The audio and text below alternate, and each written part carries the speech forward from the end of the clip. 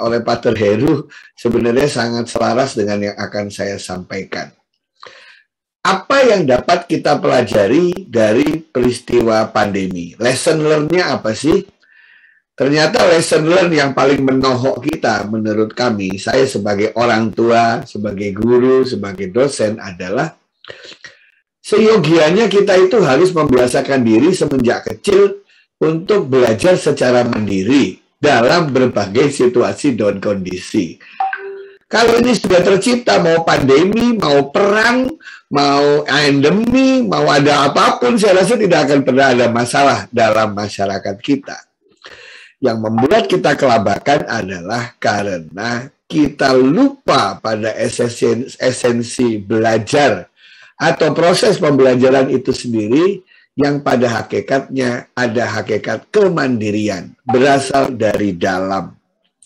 Nah, inilah yang membuat sekarang banyak guru kelabakan, banyak sekolah kelabakan, karena pendidikan Indonesia selama ini terbiasa nyuapin, gitu ya, nyuapin orang, sehingga ketika yang mau menyuapin itu nggak ada secara fisik, semua langsung bingung harus ngapain.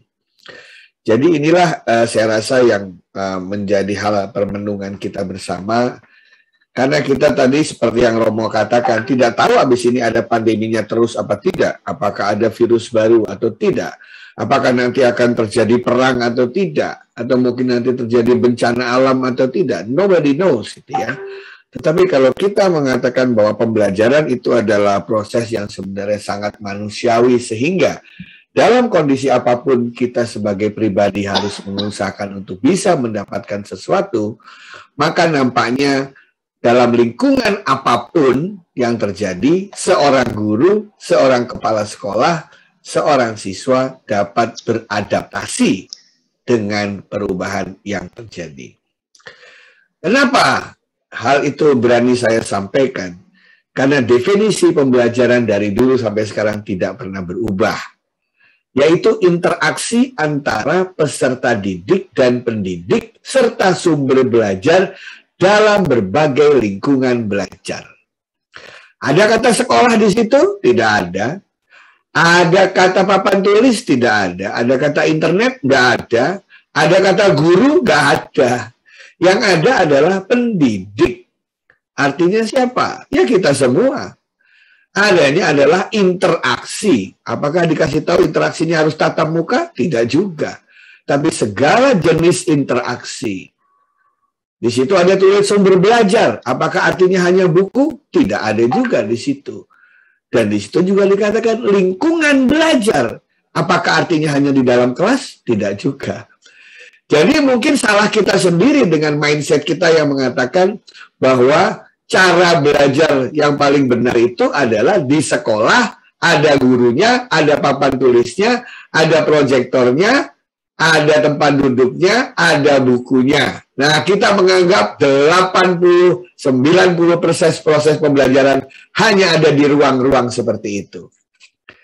Nah, padahal inilah definisi proses pembelajaran. Jadi kalau kita ingin merefleksikan diri dengan adanya pandemi ini, jangan-jangan kita juga ditegur oleh Yang Maha Kuasa karena kita lupa pada proses pembelajaran itu sendiri.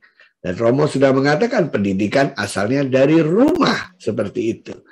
Dan marilah kita sama-sama sekarang kembali lagi ke hakikat dari proses pembelajaran itu sendiri.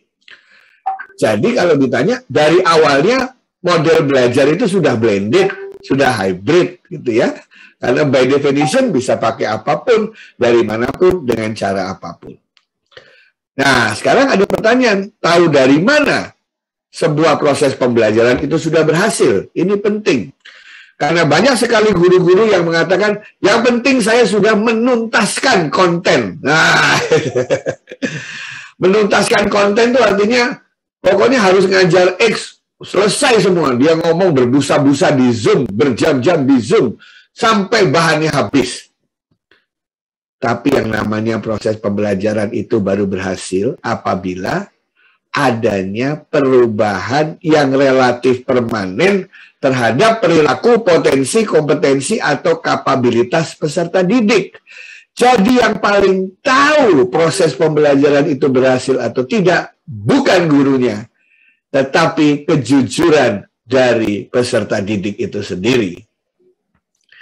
Nah, jadi Bapak Ibu, kita boleh berbusa-busa berbicara bahwa kita sudah mengajar, kita sudah memberikan yang terbaik, tapi apabila peserta didik merasa belum atau tidak mendapatkan apa-apa, maka pada hakikatnya proses pembelajaran belum mencapai hasil. Nah, sekarang orang bertanya, kalau gitu